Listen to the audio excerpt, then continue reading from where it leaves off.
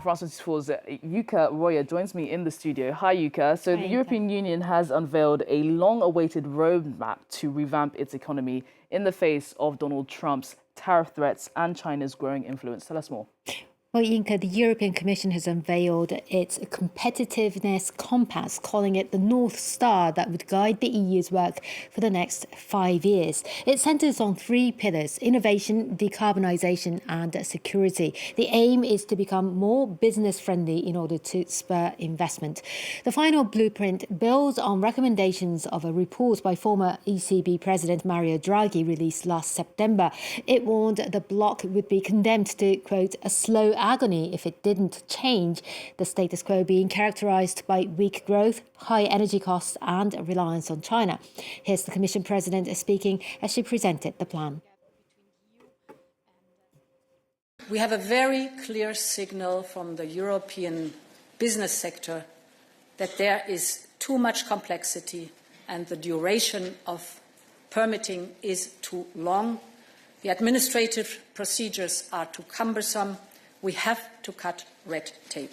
Europe's industrial structure has become too static, with too few startups emerging with new disruptive technologies.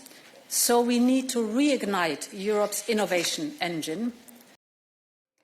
So you could tell us about what's in this roadmap. Well, new measures will be rolled out gradually in coming months and years, with the first big batch planned for next month. It will focus on simplifying rules for businesses and cutting their reporting requirements. These include fast-tracked permits to energy-intensive industries to help boost investments in green projects. A new strategy to help startups and boost AI funding will be introduced later this year. Creating a common platform for purchases of raw minerals while mining for more within the EU is also on the table. One big challenge, though, is capital market integration that's long been stalled by competing national interests. The plan calls for creating common savings and investment products. Unions have voiced concern that easing rules on corporate due diligence could chip away labour rights and environmental protection. Another controversial plan is to introduce a European preference in public procurement to reduce reliance on foreign imports, something that could violate WTO rules. Well, we're going to move on because across the English Channel, one of the world's busiest airports is poised to get even bigger now. Well, the UK government today gave its backing for building a 3rd runway at London's Heathrow Airport. Environmentalists are opposing the long-delayed plan, as flying is one of the most carbon-intensive activities. Finance Minister Rachel Reeves denied that the increase in flights would undermine Britain's net zero commitments and presented the project as the centrepiece of her plan to boost the economy. Let's take a lesson. According to the most recent study from Frontier Economics, a 3rd runway could increase potential GDP by 0.43% by 2050.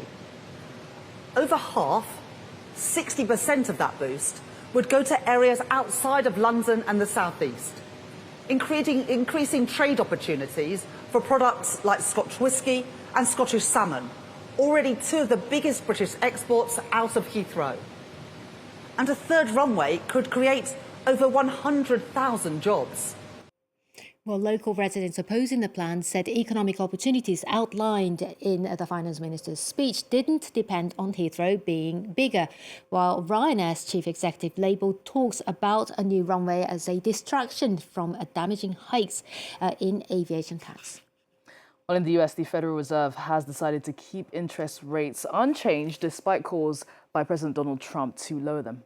Well, as widely expected, the Federal Reserve kept rates steady in the 4.25% range at its policy meeting this week. Chairman Jerome Powell said he was no hurry to bring rates down further as the job market was solid and inflation remained somewhat elevated, adding that he was not going to have any response whatsoever on what the president said, nor had any contact with him since the inauguration. Well, 3 weeks since a devastating fire that started spreading in Los Angeles, displaced residents are still grappling with uncertainty, aren't they? Well, California is beginning to rebuild as the fires are still burning in pockets around LA.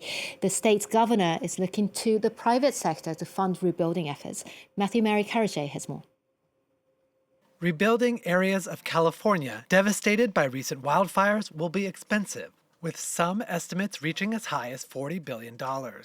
Faced with indications that President Donald Trump might wield disaster relief as a political cudgel to punish Democratic California, the governor is calling on the private sector to fund reconstruction. We need civic leaders to come together. We need the private sector to come together. That's the third leg of the stool. It's not just about the state and federal government supporting local responses. It's about the private sector, the civic society coming together. It's about active, engaged citizenship. It's about people volunteering. It's about people contributing. And it's about creativity. To encourage others, the leadership of the LA Dodgers baseball team launched the initiative with a $100 million commitment. As neighborhoods look to rebuild, architects are seeking to make houses more fire-resistant. On the Pacific Palisades ridgeline, this house built by an environmentalist was the only one left standing. The walls are covered with non-flammable cement fiber siding, the vents are protected by metal mesh, and the fireproof roof is topped with vegetation. The owner says future construction will have to be more adaptive. The insurance side will drive us too. Like if insurance says, we're not going to insure your house unless you can demonstrate something like this, that will make it happen. Indeed, home insurance coverage is a growing problem in U.S. regions prone to climate disasters. Even before the recent fires, insurers began dropping scores of policies in the Los Angeles area, leaving homeowners to turn to the government for last resort insurance.